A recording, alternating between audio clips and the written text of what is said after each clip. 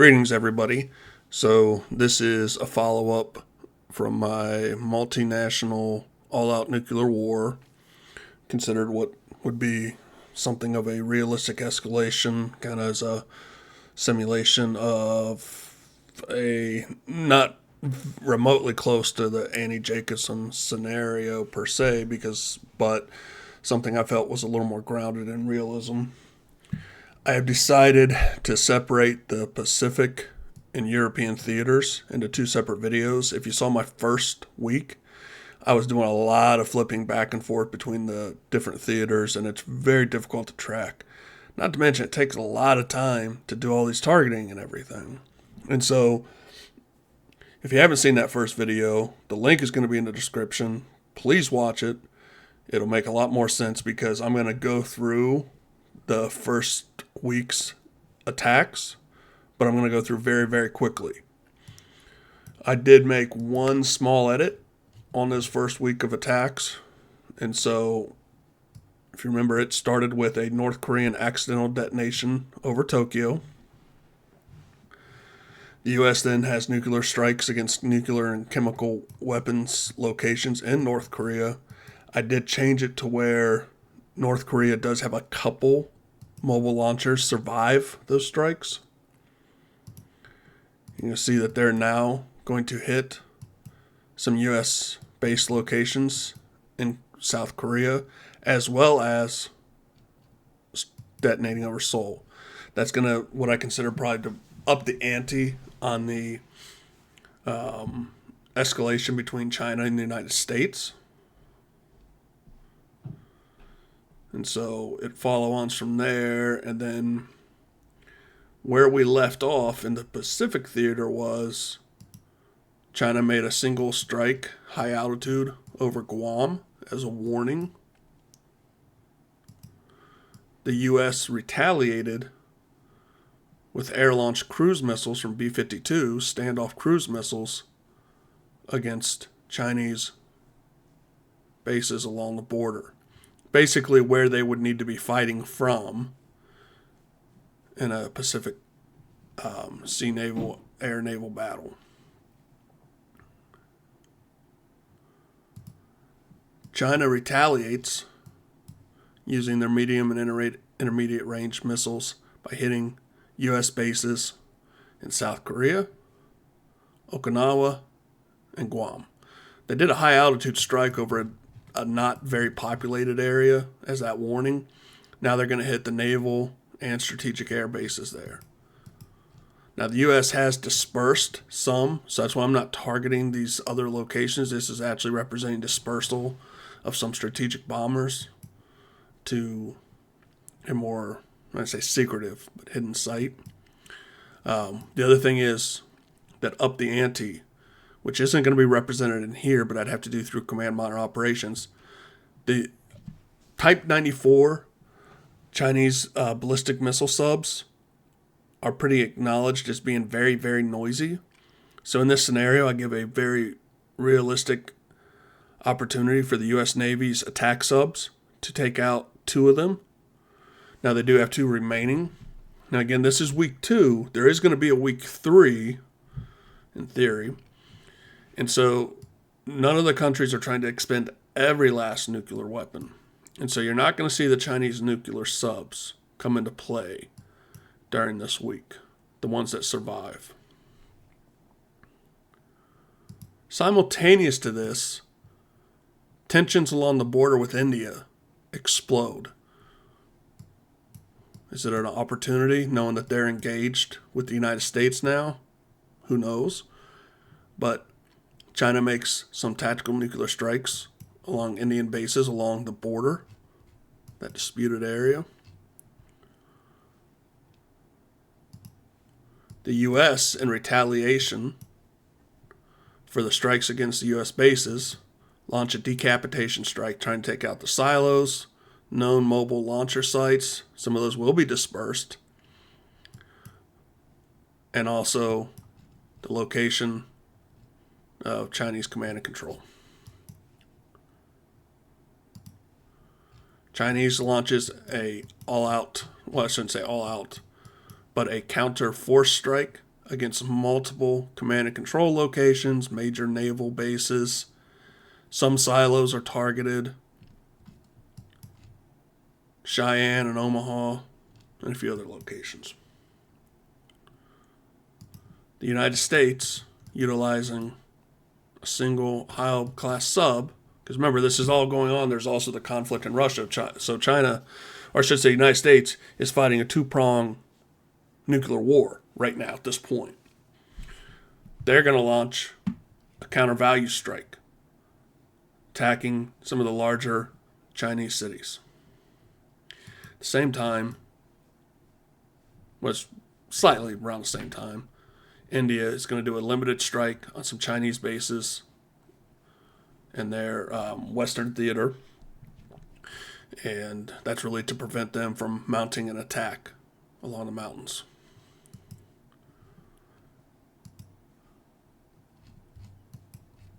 China applies pressure with Pakistan, and of course, some of these disputed border areas are heating up. Again, this is happening worldwide because of all the conflict going on the first week. A lot of simmering tensions are kind of exploding. They put pressure on Pakistan, so Pakistan starts making strikes along the Indian border and taking out some of their base locations and targeting a couple of their nuclear sites.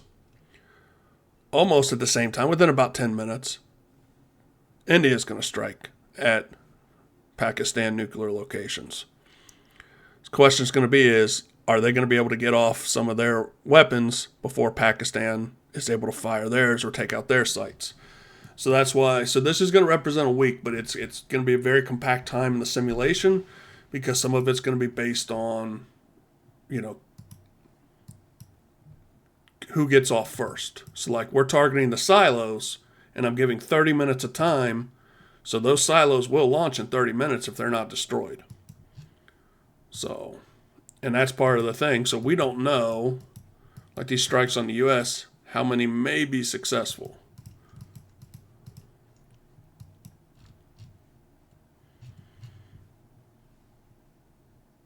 So, all that said, execute all attack plans. And so it's going to be off camera because I use this ultra wide ridiculous monitor, but I'm going to skip forward in time. This starts at noon at September 7th. And again, the time wise it's not going to match up, but I'm going to go all the way to the next day at noon. So you're going to see those first weeks of strikes. If you want to see that, remember, go back and watch my first video in the description. And so then I'm going to stop it right around noon. It's getting closer. All right, I'm 2 minutes to noon. And we should see that it's going to be right here where they're going to start striking here shortly. Let's take a look at the casualties. Every time you run the simulations, casualties are going to be a little different. So we're going to take a look at what the simulation shows as the casualties at this point. And our focus is going to be on China and Japan and United States, North Korea. We have 1.7 for China, 1.1 for Japan, 340,000 for Ukraine, 320,000 for North Korea, 3.9 million overall.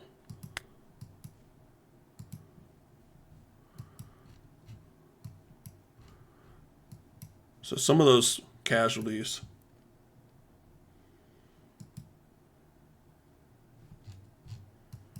actually derived from fallout against the North Korean strikes into China. But again, there was also those attacks along the border areas. So,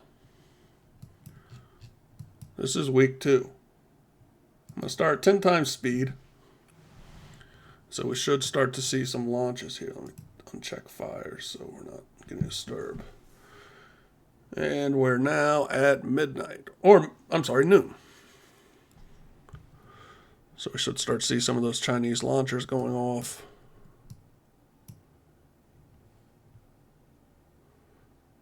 Let me pause real. I'm going to show you the attack plan here. So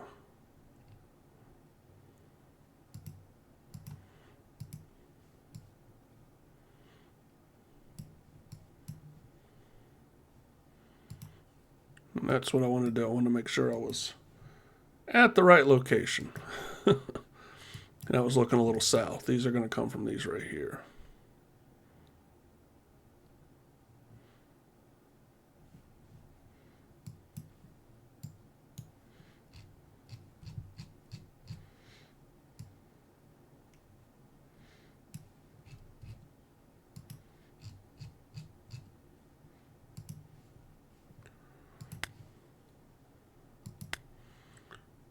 And I still got another, okay, not till 1 o'clock will the others launch, so we got some time.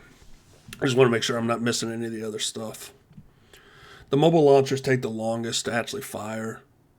We're starting to see them go now.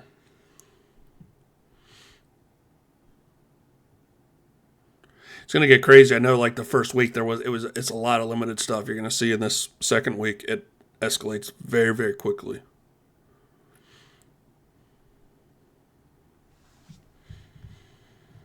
So the European theater is going to be extremely interesting. It's going to be very time consuming on my part too. Okay. Of course, while this is happening, the U.S. has detected it, and it's getting on the phone with the president or whoever's competent at the time.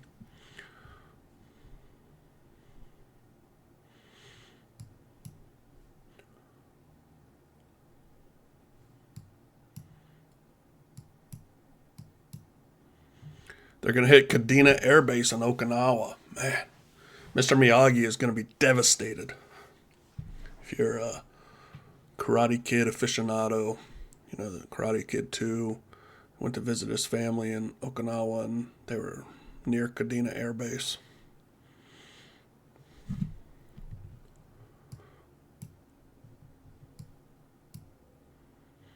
So anybody watching, leave me a comment if you're a fan of the Terminator movie series. I've done some videos like a what if Skynet attack kind of situation. I was interested in doing another one and just a video on the Terminator in general, because if you're a fan of that series, there's a lot of questions people ask. I've noticed like, why would Skynet design plasma weapons when regular ballistic weapons, I should say ballistic weapons, regular, carbine rifles work perfectly well at killing humans. Doesn't make any sense to design something that would be more effective at killing their own troops. And it's interesting. I got, you really have to treat the first Terminator movie as like a separate movie, almost like the first Star Wars, because it really grew into something it wasn't intended to be. Okay.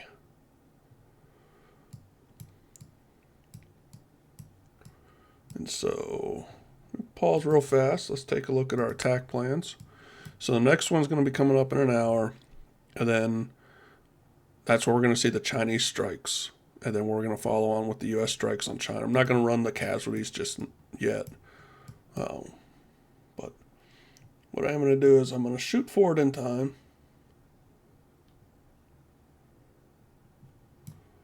Okay. Now I'm running this at 100 speed, because it's not going to be very impressive. You're just going to see these strikes here. I mean, certainly it'd be impressive to those Indian troops that are on those locations. I've had a few people from India comment on some of my videos. I do appreciate it. Bizarre story. For like 4 years, my wife and I watched an Indian soap opera called Sathya. Well, there was like 3 words, but I'm not an English isn't my first language, so I struggle with a lot of pronunciations, let alone Indian or Hindu words. But I don't know how we started watching it, and we did. It was about this like extended family, and it got really, really silly, but also it's like highly addicting. And then they took it off the English language version. I think it's over with now, but I'd love to find the English subtitles because we missed like the first few episodes. Okay. So the next thing is going to be the U.S. decapitation strike on China, and it's going to be coming up here. And I'll slow it down when we get there, the hour. Okay. So I slowed it down 10 times speed.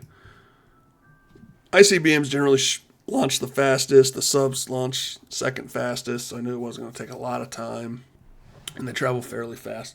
Now remember, China has about a half hour as a response time.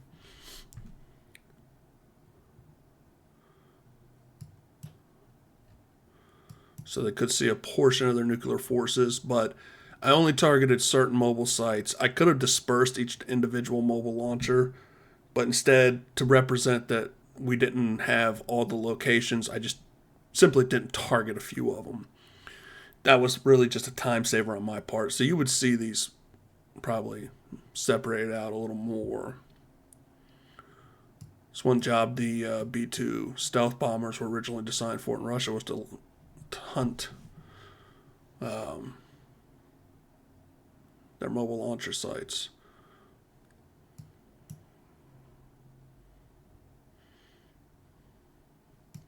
So we already see some detonations happening, quite a few locations.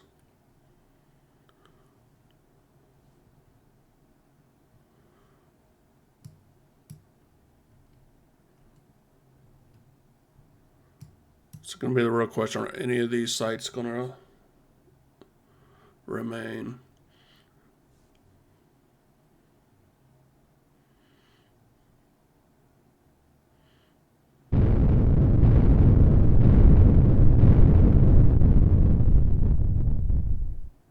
Okay. So we did see at least 3 of the silos remain. Let's go. Attack plan. So the counterforce strike is going to start in a half hour. And so we still got 10 minutes. I'm going to speed it up a little bit, and then we're going to slow it down again. Okay.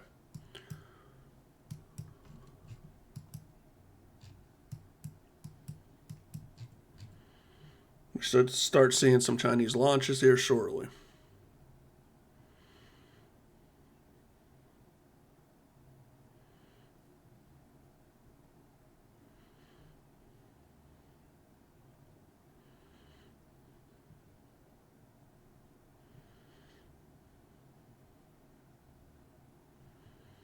Yep, we're starting to now.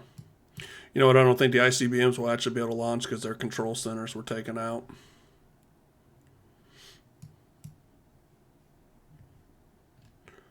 Now,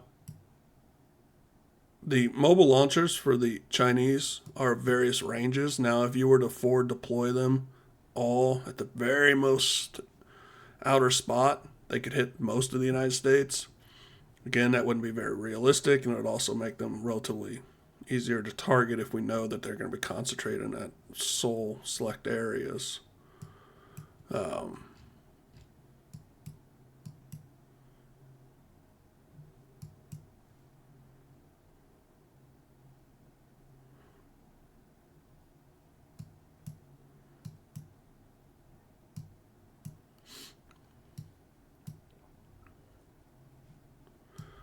But some of them are able to target locations in Alaska, Hawaii. Some can target here. There's like a major naval base on Oak Harbor.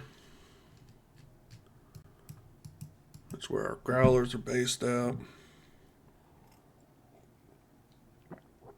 Now, I don't know if this is true or not, but I always heard a story that one time there was a growler flying along the West Coast, accidentally activated his jammers, and it was so strong it took out the air traffic control for like 4 states.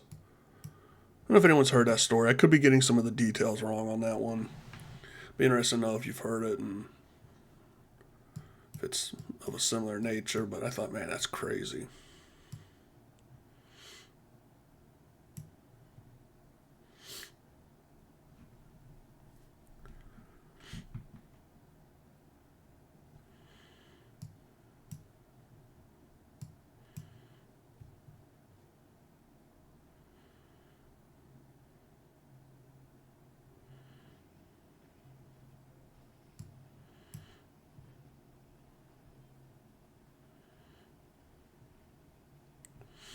Best estimates right now, China has about 500 warheads. Remember, there are going to be some that were destroyed by U.S. targeting, some that are intermediate or medium range, so they can't hit the continental United States anyways, but they struck our bases in the Pacific. And there are some that were destroyed on the subs. Okay. So I'm going to pause this real fast just to show you that we're starting the decapitation strike now. So unfortunately, timing-wise, the U.S. counter-value strike has started. So I'm going to continue running this slowly because I want to try to not miss anything.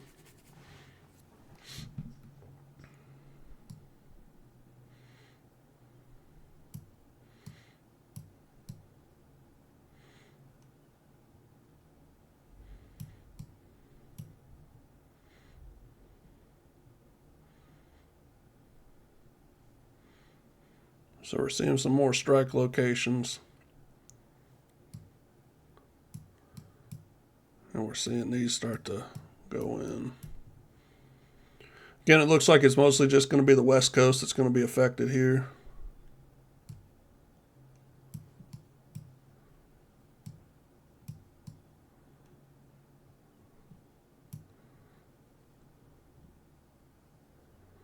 So we're starting to see some detonations over the China. That's one of our missile defense sites firing right there. So we have 2 ground-based mid-course interceptor sites. One in Southern California and one in Alaska. They've got about 44 interceptor missiles.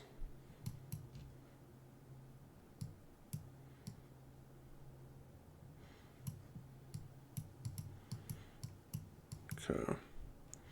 So I'm gonna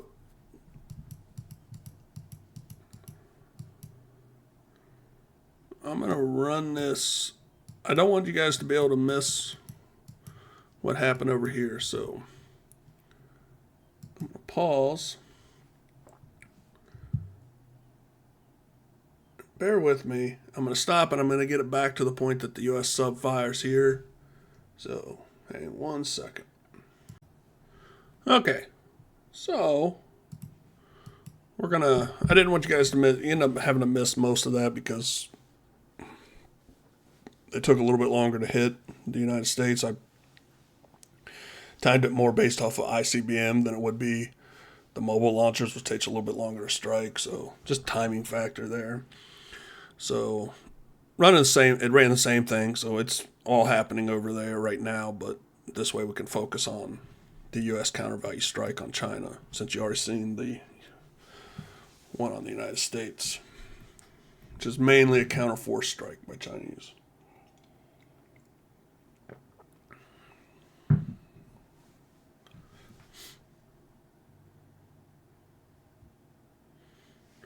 So, bear in mind, too, while this is happening, we have the nuclear war taking place in the European theater as well with the United States and Russia.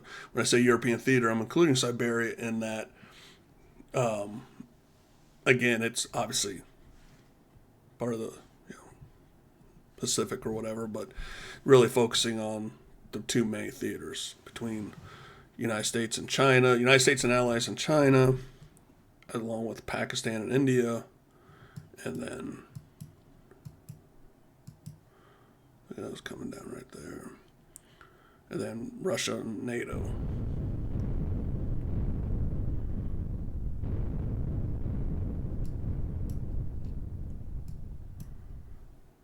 Okay. So our next thing we're going to see It's going to be approximately a half hour, so we got about 15 more minutes. It's going to be the Indian counterforce strike on China, and then 30 minutes after that, that's when Pakistan. So, and again, that's 30 minutes in the simulation time. That's not representative of that, actual time passage. One thing we're going to see too in the European theater, escalations are going to take place in the Middle East. And if you're watching the news like today when I'm recording this, just had the Hamas leader taken out with a airstrike in Iran. So it's not without due course that if we were to start seeing a nuclear conflict take place, that conflict would likely erupt even harder because Israeli allies, specifically the United States, would obviously be occupied on a two-front nuclear war.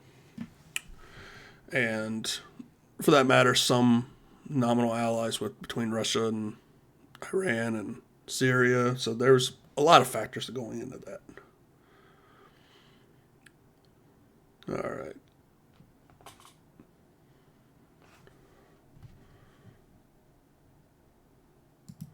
Let's speed this up due to these mobile launchers.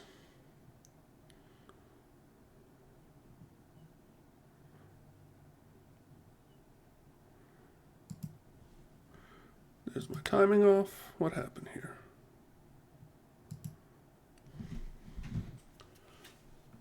Something not right. Hasn't engaged. Oh, yeah, duh. It's that would be an hour. That'd be 60 minutes. I was looking at a half hour. So we'll continue with this.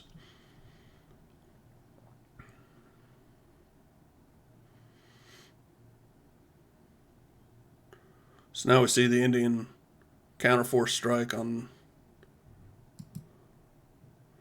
China.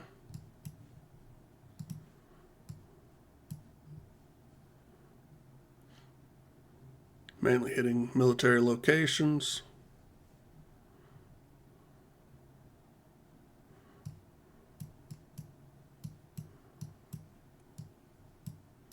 Now it'll be in a half-hour time frame, so another 10 minutes, and we're going to see Pakistan start launching.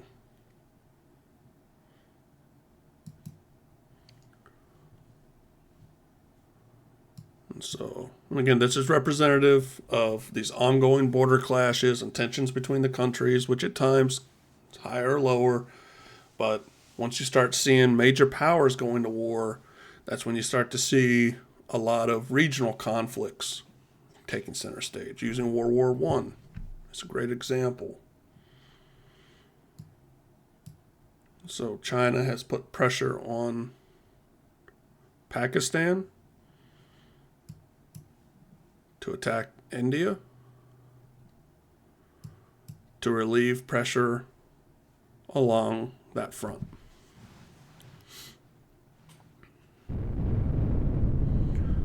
So mostly Pakistan is striking along the border in any troop locations, some bases. So India is going to start striking back now.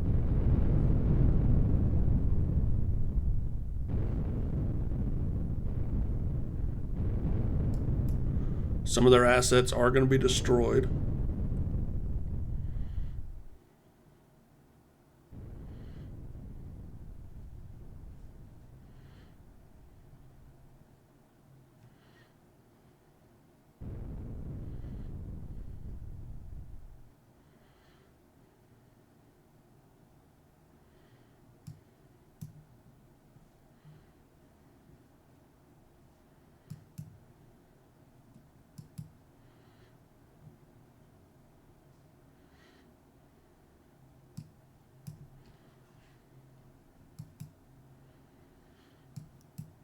Now they still have, again, just like China, just like United States, they still have additional assets.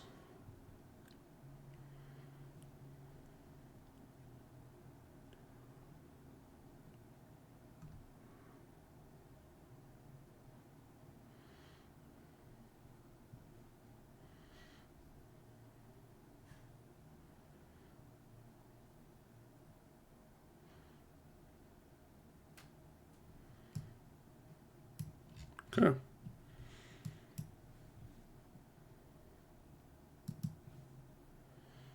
Let's take a look at our casualties.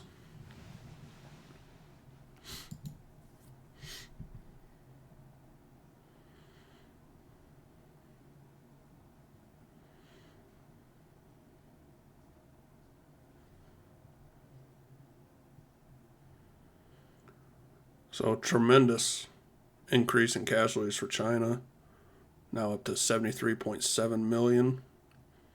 Japan, 1.26 million. United States, 988,000. India, 864,000. Worldwide right now, this would include the first week on the European front, but it wouldn't include the second week. So take that for what it is. But it has it at 78 million. Let's take a look at ones we know. So Guam, 77,000. I mean, it's just under 50% of their population. Hong Kong, 185,000. Relatively small. They didn't specifically target Hong Kong, do that special relationship there. India, 864,000. I mean, they have a massive population. I mean, just like China does. So if we look at like Pakistan's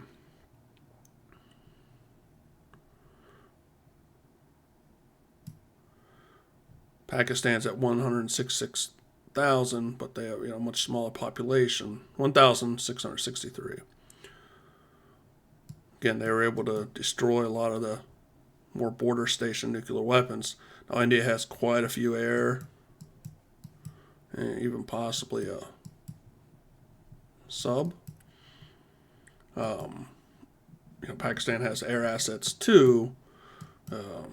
Now Air Force for Air Force, you're likely to see a massive advantage on the air side for the Indians. Pakistan people watching this, please don't take that the wrong way. I know you're very passionate, and you're using a lot of U.S. equipment, so just reasonable assessment. And so, where was South Korea? I need to get to South Korea. South Korea, 358,000. Let's go fallout. So we see a significant amount of fallout in some of these locales.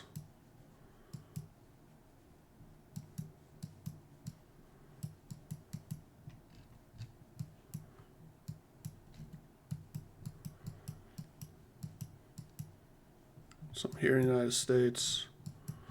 Still have a large portion of the U.S. nuclear triad operational, though we definitely have suffered some losses. And my next video you're going to see is going to be the second week for the European theater. And then week 3 is going to be the final exchanges. Who's going to rule over the ashes, so to speak. So you're going to continue to see the losses mount. But again, the United States is in a particular situation that they're now fighting two fronts, and Russia has a much greater stockpile, and so prioritization of targeting. So whereas the United States basically struck China with more or less 2 nuclear subs and some air assets, the vast majority is being reserved for the greater arsenal in Russia. So stay tuned. That's going to be the next video. Hope everybody enjoys it. Please like and subscribe. Click the bell for notifications. Thank you.